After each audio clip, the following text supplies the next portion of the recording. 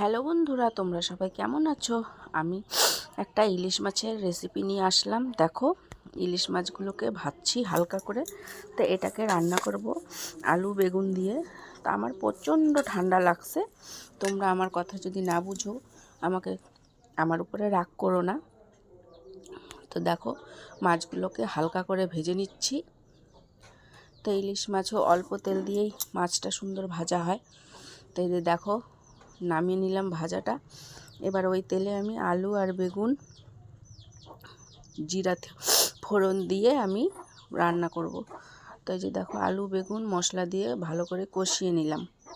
তো এখন জল দিয়ে দিব মাপ মতন, খুব একটা জল দিব না। তো ইলিশ মাছ বেশি নাই। তো এবার ঝোলটা ফুটলে মাছগুলোকে দিয়ে দিব।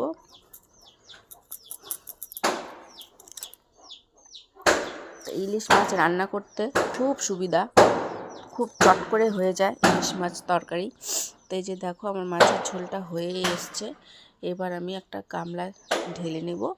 যে দেখো, তেল কিচ্ছু দিইনি, একদম কম তেলে রান্না। তো ভালো লাগলে আমার পাশে থাকবে। টাটা।